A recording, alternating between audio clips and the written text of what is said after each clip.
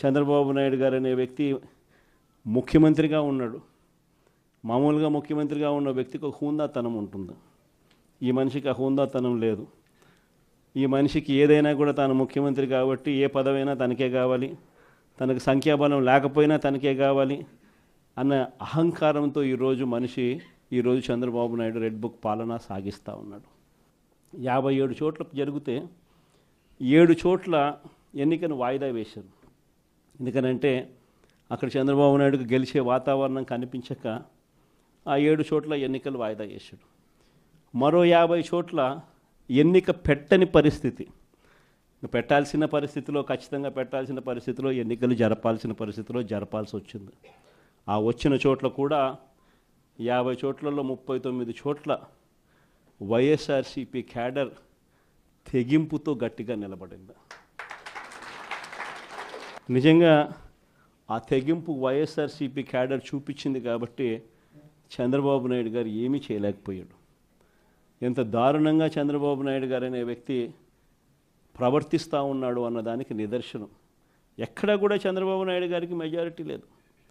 ప్రతి చోట కూడా వైఎస్ఆర్సీపీ కోవిడ్ తర్వాత జరిగిన ఎన్నికలు, అంటే 2 ఏళ్ల తర్వాత జరిగిన ఎన్నికల్లో 2.5 సంవత్సరం 2.5 సంవత్సరం తర్వాత ఎన్నికలు జరిగాయి.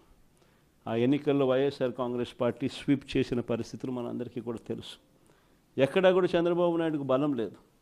బలం లేకపోయినా కూడా చంద్రబాబు నాయుడు గారు ఆయనకున్న అహంకారంతో ప్రలోభాలు పెడుతూ భయపెడుతూ విడిగా ఏ రకంగా చంద్రబాబు నాయుడు గారు రెడ్ బుక్ రాజ్యాంగంలో ప్రతి పదవి తనకే కావాలి అని చెప్పి తపన పడుతూ చంద్రబాబు నాయుడు గారు ఏ రకంగా చేశారు అన్నది మనమంతా కూడా చూసాం. ఎందుకు చంద్రబాబు నాయుడు గారు ఇవన్నీ చేస్తూ ఉన్నారు అన్నదానికి ఒక్కొక్కసారి నాకు అర్థం కాల. ఎందుకు అబ్బాయి మనిషికి బలం లేదు, సంఖ్యాబలం లేదు, లేకపోయినా కూడా ఎందుకు ఇంత దౌర్జన్యాలు చేస్తా, ఇంత అప్రజాస్వామికంగా ఎందుకు చేస్తూ ఉన్నాడు అని చెప్పి. ఎందుకు చేస్తూ ఉన్నాడో తెలుసా? కారణం వైఎస్ఆర్ కాంగ్రెస్ పార్టీ అంటే చంద్రబాబు నాయుడుకు భయం. వైఎస్ఆర్ పార్టీ కార్యకర్త అంటే చంద్రబాబు నాయుడు గారికి భయం. ఎందుకనంటే చంద్రబాబు నాయుడు గారు సూపర్ 6 ఫెయిల్ అయ్యాడు, సూపర్ 7 ఫెయిల్ అయినాడు. చంద్రబాబు నాయుడు గారి పాలనలో వ్యవస్థలన్నీ కూడా పూర్తిగా నీరు గారిపోయినాయి. ఇలాంటి పరిస్థితిలో ప్రజలందరూ కూడా తెలుగుదేశం పార్టీకి సంబంధించిన క్యాడర్ ఎవరూ కూడా ప్రజల దగ్గరికి వెళ్ళే పరిస్థితి లేదు. చంద్రబాబు నాయుడు గారి క్యాడర్, ఆయనకు సంబంధించిన ఎంపీటీసీలు కానీ, ఆయనకు సంబంధించిన కార్యకర్త కానీ ఎవరైనా కూడా ప్రజల దగ్గరికి వెళ్తే ఇంట్లో నుంచి చిన్న పిల్లలు సైతం క్యాడర్ను కూడా తిరగనిచ్చే పరిస్థితి ఉండదు. క్యాడర్ను సైతం, చిన్నపిల్లలు సైతం ఇంటికి పోతూనే మా 15,000 సంగతి ఏమిటి అంటారు. అమ్మలు మా 18,000 సంగతి ఏంటి అని అంటారు. వాళ్ళ అమ్మలు మా 48,000 సంగతి ఏమిటి అంటారు. ఇంట్లో రైతన్నలు మా 26,000 సంగతి ఏమిటి అని, ఉద్యోగం ఎతికే పిల్లలు మా 36,000 సంగతి ఏమిటి అని చెప్పి ఇలా ప్రతి ఒక్కరూ ఇంట్లో ప్రశ్నిస్తారని కనీసం క్యాడరు కనీసం ఇండ్లకు కూడా పోని పరిస్థితిలో చంద్రబాబు నాయుడు గారి పార్టీ ఈరోజు పరిపాలన సాగిస్తూ ఉంది. ఇలాంటి పరిస్థితుల్లో చంద్రబాబు నాయుడు గారిని ప్రశ్నించే స్వరం ఉండకూడదు అని రాష్ట్ర వ్యాప్తంగా ఒక భయానక వాతావరణం క్రియేట్ చేసే కార్యక్రమంలో భాగంగా ఇవన్నీ కూడా చంద్రబాబు నాయుడు గారు చేయిస్తూ ఉన్నాడు. ప్రజాస్వామ్యంలో ఎప్పుడూ కూడా మనుషులకు మంచి చేయాలి, మనుషులకు మంచి చేసి వాళ్ళ గుండెల్లో స్థానం సంపాదించుకొని, వాళ్ళ మనసుల్లో స్థానం సంపాదించుకొని ఒక నాయకుడు అనేవాడు పాలన చేయాలి. కానీ అలా చేయకుండా అధికారం ఉంది కానీ అని చెప్పి దురహంకారంతో ఏ నాయకుడైనా కూడా ప్రవర్తించినప్పుడు ప్రజలు దేవుడు ఇద్దరు కూడా ఖచ్చితంగా మొట్టికాయలు ఇస్తారు. ఆ మొట్టికాయలు ఎంత దారుణంగా ఉంటాయి అని అంటే చంద్రబాబు నాయుడు గారికి నెక్స్ట్ ఎలక్షన్లకు వచ్చేసరికి సింగిల్ డిజిట్స్ కూడా రాని పరిస్థితులకి ఆయన పడిపోతాడు. కాబట్టి ప్రతి ఒక్కరం నేను ఒకటే అడుగుతా ఉన్నా, అందరం ఐక్యంగా ఉందాం. మొన్న కూడా చూసాం, చంద్రబాబు నాయుడు గారు భయపడిచ్చే ప్రయత్నాలు ఎక్కువ చేస్తాడు. మొన్న రామగిరిలో మనం అంతా చూసాం ఏం జరిగిందో. రామగిరి మండలంలో 10 ఎంపీటీసీలు ఉంటే 9 వైఎస్ఆర్సీపీ 9 గెలిచింది. కేవలం తెలుగుదేశం పార్టీ 1 మాత్రమే గెలిచిన పరిస్థితుల మధ్య రామగిరిలో ఉప ఎన్నిక జరిగింది. మరి 9 గెలిచిన వైఎస్ఆర్సీపీ గెలుస్తుందా, కేవలం ఒకటి గెలిచిన తెలుగుదేశం పార్టీ గెలుస్తుందా? ఎవరికైనా అర్థమవుతుంది 9 గెలిచిన వైఎస్ఆర్సీపీనే ఆ ఉప ఎన్నికల్లో గెలుస్తుంది అని. కానీ ఆ ఎన్నికల్లో ఆ రిజల్ట్ను తారుమారు చేసేందుకు ఏకంగా పోలీస్ ప్రొటెక్షన్తో ఎంపీటీసీలు ప్రయాణం చేయాల్సి వచ్చింది.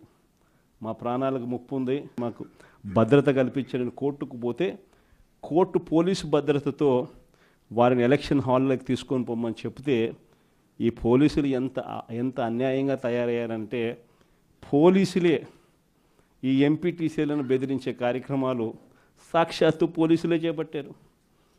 రామగిరికి సంబంధించిన అదే మండలానికి సంబంధించిన ఎస్ఐ వీళ్ళ వెహికల్లో ఎక్కుతాడు, ఎక్కి ఈ ప్రతి ఎంపీటీసీలతోనూ వీడియో కాల్తో ఆ పక్క ఎమ్మెల్యేతోనూ ఎమ్మెల్యే కొడుకుతోనూ మాట్లాడిస్తారు. వాళ్ళు భయపడిస్తారు. మీ ఇంట్లో మీ అమ్మ మీ నాయన ఇంటికి రావాలంటే ఖచ్చితంగా ఎంపీటీసీ ఎలక్షన్లలో వాళ్లకు అనుకూలంగా ఓటేస్తేనే జరుగుతుందని బెదిరిస్తారు. అయినా కూడా మన ఎంపీటీసీలు ఎక్కడా కూడా తలగ్గకపోయేసరికి ఎలక్షన్ టైం దాటిపోయేదాకా వాళ్ళని తిప్పుతూ ఎంపీడీఓ కార్యాలయానికి తీసుకొని పోకుండా కోరం లేదని ఎన్నిక వాయిదా. తర్వాత వాళ్ళందరినీ పెనుగొండకు తీసుకుపోయారు. అక్కడికి తీసుకొని పోయి అక్కడ వాళ్ళందరినీ బైండ్ ఓవర్ చేసే కార్యక్రమం వీళ్ళు చేస్తారు. ఏమయ్యా ఈ అన్యాయం అని చెప్పి మన పార్టీ జిల్లా అధ్యక్షురాలు ఉషమ్మ గట్టిది స్టీల్ లేడీ అని చెప్పాలి, ఆవిడతో పాటు కంటెస్ట్ చేసిన ఎమ్మెల్యే ఇద్దరు పోయి మా ఎంపీటీసీలు మీరు ఎలా నిర్బంధిస్తారని చెప్పి పెనుగొండలో ఆయన ధర్నా చేస్తే, ధర్నా చేసినందుకు వీళ్ళ మీద కేసులు. వీళ్ళు మా పార్టీకి సంబంధించిన మా ఎంపీటీసీలకు తోడుగా నిలబడేదానికి వీళ్ళు పోతే వీళ్ళ మీద కేసులు పెట్టి అరాచకం సృష్టించే కార్యక్రమం ఇద్దరితో ఆగల. మళ్ళీ రామగిరిలో మళ్ళీ ఎన్నిక జరపాల్సి వస్తుంది కాబట్టి భయానక వాతావరణం క్రియేట్ చేయడం కోసం అని చెప్పి లింగమయ్య అని చెప్పి మన పార్టీకి సంబంధించిన ఒక కురుబ నాయకుడు, ఒక బీసీ నాయకుడు ఏకంగా యాక్టివ్గా ఉన్నాడు అని ఆ మనిషిని కొట్టి చంపారు. నిజంగా ఆశ్చర్యం అనిపించింది, బాధ అనిపించింది. ఎందుకు ఈ రాజకీయాలు ఈ స్థాయికి దిగజారుస్తున్నారు అని చెప్పి. అరే మంచి చెయ్యి, సూపర్ 6 హామీ ఇచ్చినాం, సూపర్ 7 హామీ ఇచ్చినాం, పిల్లలకు చేయాల్సిన ఫీజు రియంబర్స్మెంట్ బకాయిలు పెండింగ్లో పెట్టు, ఆరోగ్యశ్రీ బకాయిలు పెండింగ్లో పెట్టు, రైతులకు అన్యాయం చేస్తూ ఉన్నాం. ఇవన్నీ సరిదిద్దుకొని మంచి చెయ్యి, ప్రజల మనసుల్లో స్థానం సంపాదించుకుంటే ఆటోమేటిక్లీ ప్రజలు ఓట్లు వేస్తారు. కానీ ఈ మాదిరిగా దిగజారిపోయి మనుషులను చంపే స్థాయిలో రాజకీయాలు చేయడం మొదలు పెడితే, దానికి పోలీసులను ఉపయోగించుకునే కార్యక్రమం చేస్తే వ్యవస్థలు ఎంత దిగజారిపోతాయి అని చెప్పడానికి పూర్వపు రోజుల్లో మనం అంతా బీహార్ గురించి మాట్లాడేవాళ్ళం. బీహార్లో ఎలా ఉండేటివి, బీహార్లో అలా ఉండేటివి అని. ఈరోజు బీహార్ గురించి మాట్లాడాల్సిన పనుల ఆంధ్ర రాష్ట్రం ఎలా ఉంది అని చెప్పి చూస్తే బీహార్ను మించిపోయిన పరిస్థితిలో ఆంధ్ర రాష్ట్రం కనిపిస్తూ ఉంది ఈరోజు ఆంధ్ర రాష్ట్ర పరిస్థితి.